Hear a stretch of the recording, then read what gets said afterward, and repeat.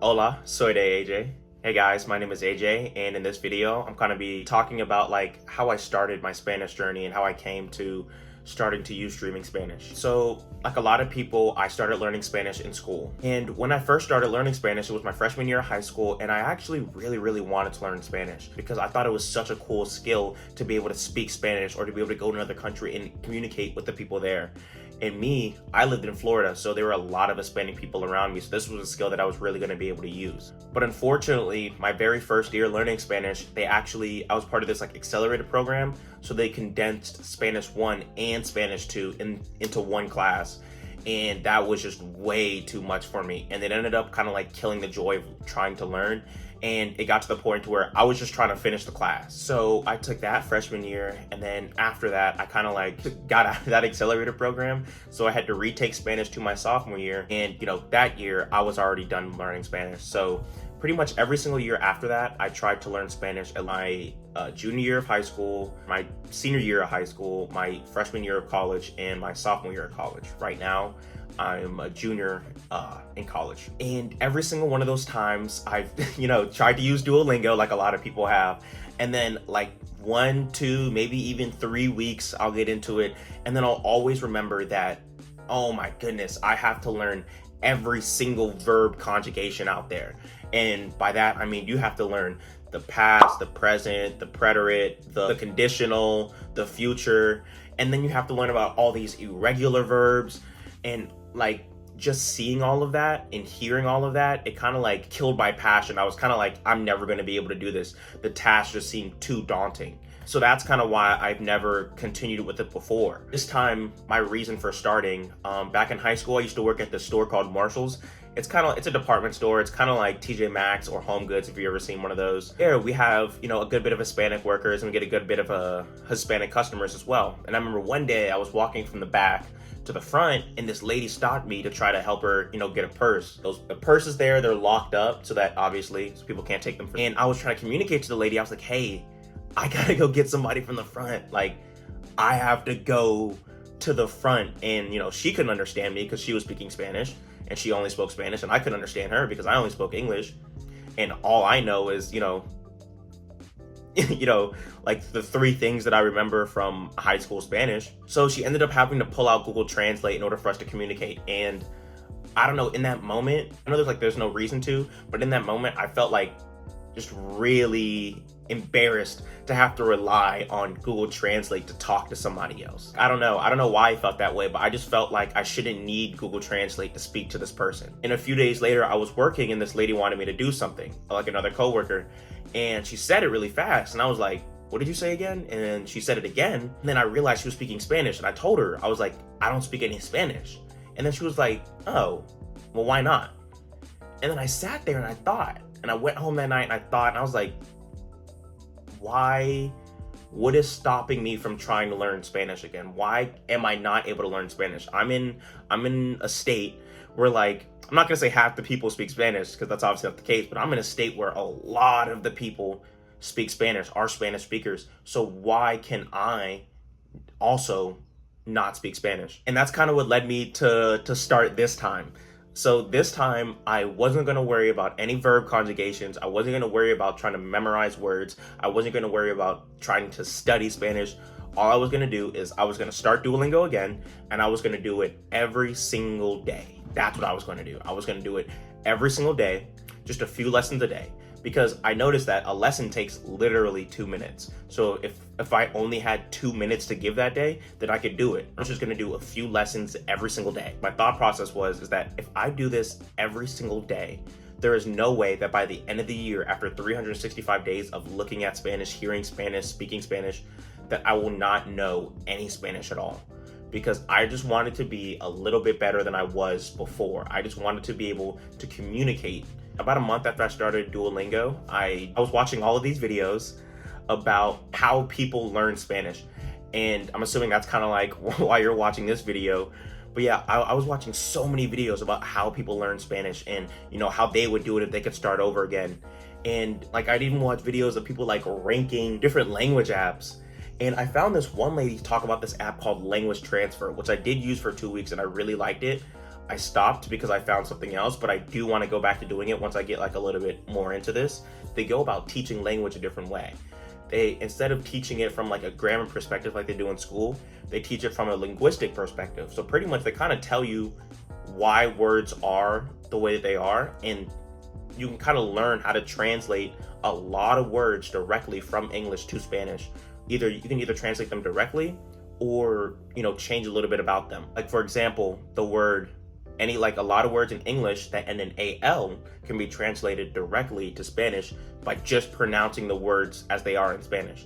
Like animal can become animal, and conditional can become condicional. It teaches you a lot of things like that, and they have a lot of words like that. And I think the guy said there's like over 3,000 words that you can translate kind of like that from English to Spanish. Like they're like 10-minute lessons. They're really, really cool. And I think I got like 2 weeks into that before I found something else. So while I was watching all of these videos on how to learn Spanish, I kept on coming across the thought of you need to be watching and hearing and understanding Spanish content. But obviously I'm not even a beginner. I'm a super beginner, you know, so there isn't a lot of content out there for us. And there was this one video that I watched of this guy saying, does dreaming Spanish really work? And in my head, I'm like, okay, dreaming Spanish, he probably like plays Spanish whenever he's sleeping. So to me, I'm like, that's something I could do passively. So if it works, you know, I'll do it.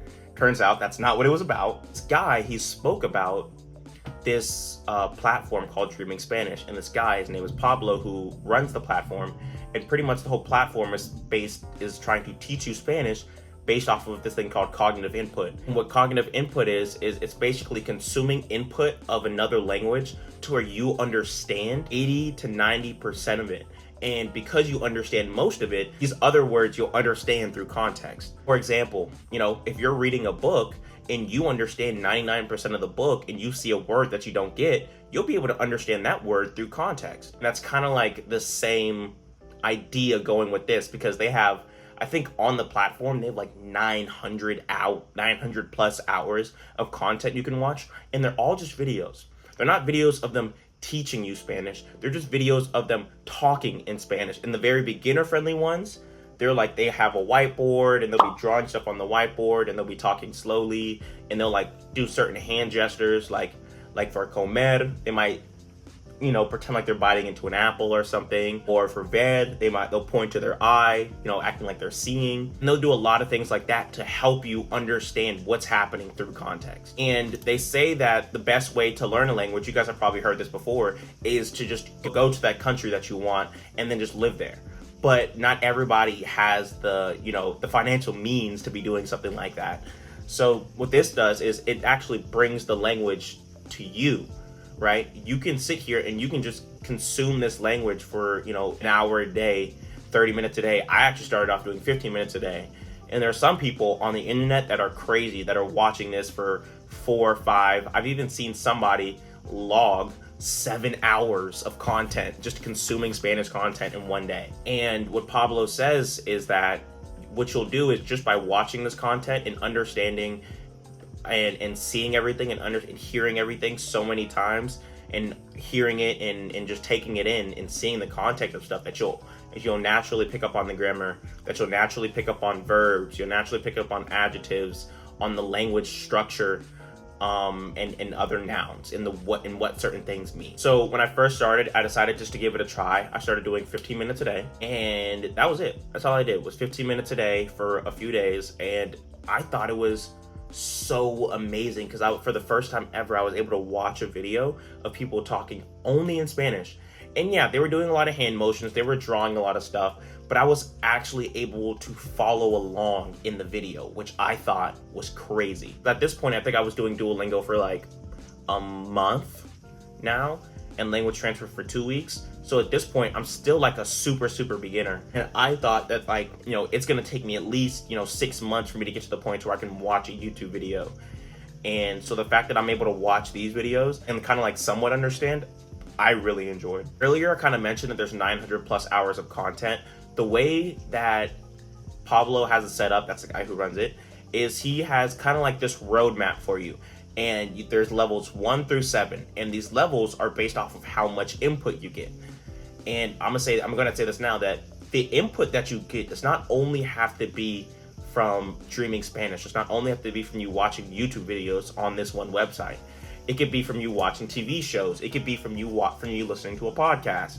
You know, because what you're able to do is you're able to log or write in the amount of hours or minutes of the videos that you've watched outside of the platform. Cool thing about the platform itself is that it will automatically log the hours that you watch on there, so you don't have to worry about anything, which, you know, that's really helpful as well. They've broken up all of their videos into super beginner, beginner, intermediate, and advanced. So super beginner is like if you have, you know, kind of like me, right? You don't have much experience, if any experience at all, speaking Spanish. It's kind of how I started. I started, you know, super beginner, because you're able to rank the videos too, which I think is really cool. So you can rank them from easy to hard, hard to easy, from old to new, you know. So I ranked them from easy to hard, and I just watched them. I think they have 36 total hours, or 39, something like that, total hours of super beginner content that you can watch. 17 of those hours are free. Actually, a large amount of content on this website is free.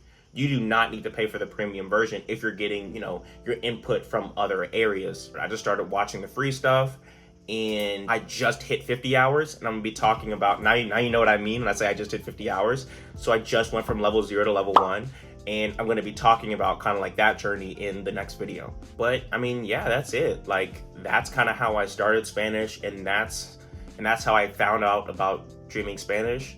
And that's where I'm at right now. What I do recommend is that if you are gonna start doing Dreaming Spanish, I do think that you should be doing something else as well. Like, I know Pablo, that's again the guy who runs it, he's like, he says that you shouldn't be doing anything else. All you need to do is be consuming the content.